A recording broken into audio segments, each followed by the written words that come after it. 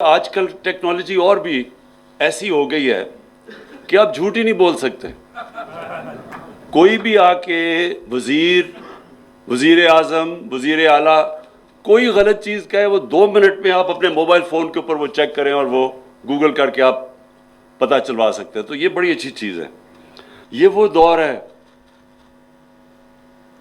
جب لوگوں کو بڑے آرام سے پتہ چل جائے گا کہ کس نے کیا کام کیا. حکومت جب آئی تو کیا حالات تھے، وہ آپ اپنے موبائل فون کے اوپر پتہ چلوائیں کہ کیا پاکستان کی تاریخ کا سب سے بڑا خسارہ تھا، آپ کا موبائل فون بتا دے گا کہ تھا. کیا بیرونی خسارہ سب سے بڑا تھا، وہ کہے گا تھا.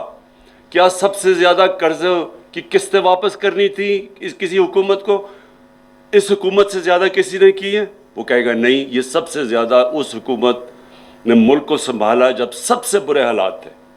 اس کے باوجود ہماری کوشش یہ تھی کہ جیسے جیسے ہم تھوڑا سا سنبھلیں تو ہماری پوری کوشش ہوگی کہ کیسے ہم نے اپنے ملک میں لانگ ٹرم ڈیولپمنٹ کرنی ہے. دیکھیں ملک آگے کیسے بڑھتے ہیں، جب وہ آگے اپنی آنے والی نسلوں کا سوچتے ہیں.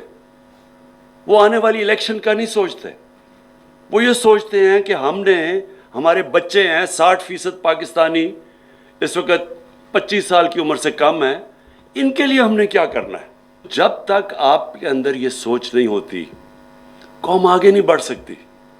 قوم اگر صرف الیکشن کا ہی سوچے کہ اچھا جی میں نے الیکشن جیتنا ہے، اب سے لے کے تو میں یہ میٹرو بنا دوں تاکہ وہ 5 سال پہلے پھر میں اربوں روپیہ اس پہ خرچ کر کے تو میں الیکشن جیت جاؤں، قوم آگے نہیں بڑھتی ایسے.